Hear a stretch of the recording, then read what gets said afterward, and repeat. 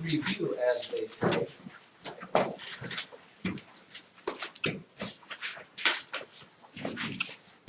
Who else is gone besides Jackson? Brian. Who? Brian. Yeah. Who else? I thought you said three were, just two? Brian and Cameron.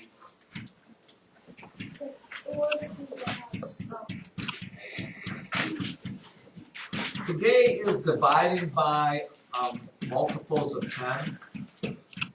You'll remember we did multiplying by just multiples of 10. Remember, multiples of 10 are 10, 20, 30, 40. Dividing decimals by 10, 20, 30, 40, 50 by 10. I'm sorry, not multiples. It just says 10 and 100. They're not multiples. We don't want to do that. There's 10, 100, 1,000, etc., etc., etc. So, pardon me. How am I going to get rid of this? What's the easiest way to get rid of this? Fighting over it. You guys are not much help. That means this, ladies and gentlemen. Let's say you've got 235.2 divided by 10. 235.2 divided by 100. 235.2 divided by 1,000. These are all problems. It's a rare day when I say this, but these are all problems that you need to be able to do in your head. Okay? It's just too easy not to, and it actually is way confusing if you don't do it in your head. In other words, let's do the hardest one here. If I were to do this problem and write it out like I normally 235.2 divided by 1,000, correct? What would be the first thing I do? Causing. When you divide decimal, you do what? What's the key word? Raise a page? Thank you very much. Yep, you would bring up that decimal. Okay. 1,000 doesn't go into 2, it doesn't go into 23, it doesn't go into 235, but it does go into 2,352. How many times?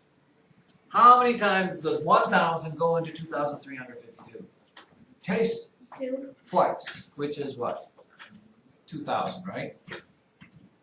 And I can't stop there because I can't have remainders, so I have to keep adding zeros till it works out. So now I get 352. I put a 0 there and bring it down. How many times does 1,000 go into 3,500? 20, Joseph. 3. 3 times, which is 3,000. I subtract,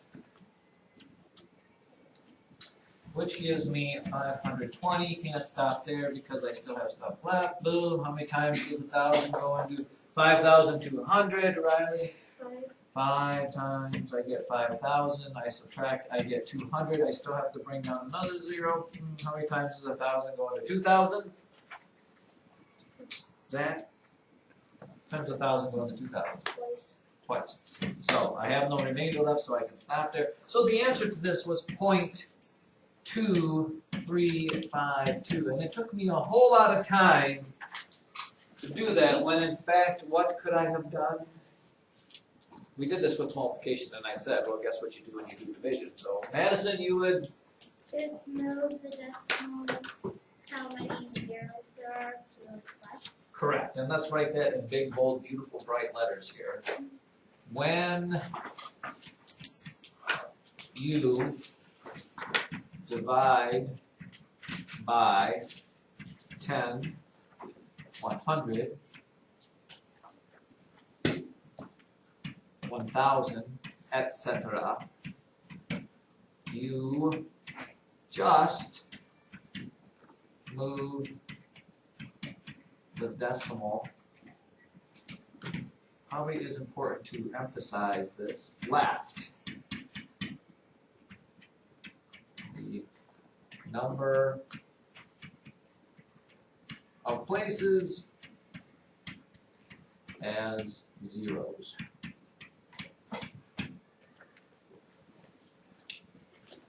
The number of places as zeros. So So this one here, 235 divided by 2, since 100 has 2 zeros, you just take this decimal and move it back 2 places, so it is 2.352. This one, because it's 10, you move it back 1 place, so it's 23.52, and etc., etc., etc. Now, children, a lot of time people get confused with which way to move the decimal. You know, for example, I'll see them, they'll have this problem and they'll actually move the decimal to the right because they get confused. Why is it logical that you go the way we go? Why is it logical? And you should think about that when you do these problems. Why is it logical I go left with one and right with the other? Riley? Because if you add a 0 to the end, it We're not ever adding zeros, by the way. might be bigger. We're moving decimals. Nothing about adding zeros. This is about moving decimals. I didn't add zeros in any of these, so. But I think you're on the right path. Because what happens when you move the decimal to the left? The number becomes smaller. In division, usually, when you divide things out, unless you're dividing by fractions or small decimals, you end up with a number smaller than what you started with. 235, this was 23. Multiplication, usually you end up with numbers bigger. So as you do these problems, please, please, please, please try to put a little logic into those. And also, even though it may say do this mentally, children, I do want you to do it mentally, but if the book says to multiply, I'm sorry, we're on division, right? If the book says to divide, I don't know, 7.832 by 100 mentally, I still need you to write down what the problem is. You don't have to do any work, but you got to write the problem down. In other words, you need to write it on your paper like this. 7.832 divided by 100, and then you can just give me the answer from there. You're still doing it mentally, but I need you to see the problem that you did so that when you get a mistake, you know what you did and you got it right, okay? Now, this one, what would be the answer to this? Because we didn't talk about this just yet. If I move the decimal 2 places to the left, what's going to happen is, Sophia, I take this decimal and go 2 places backwards. It has to be 0. Yeah, you're going to have to put a 0 down as a placeholder. So your answer will be 0.07832. Isn't that exciting? Aren't you glad you showed up for math today? Aren't you glad you don't have a choice to sign up for math today? Anybody questions on that? I'm going to do a couple more. You think you got it? I mean, so you should be able to easily do something like, you know, what about 78 times 100 and 78 divided by 100? What are the answers to those? Please don't panic because there's no decimal in 78. Why, Sarah Graves? Not necessarily. I wouldn't say to add zeros. I would say to put a decimal there. Where does a decimal go in 78? Go here? What? Decimal goes here?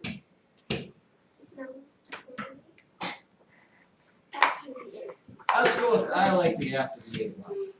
After, the decimal goes there. And yes, in this case, ladies and gentlemen, you are going to have to add 2 zeros. You're right with that, but I want to make sure you understand. You add 2 zeros because when you move the decimal to the right, you can't. You ran out of places there. So this is 7,800. This one, you move the decimal 2 places to the left, and you don't have to add any zeros. It's just 0.78. Yes, sir? You are right.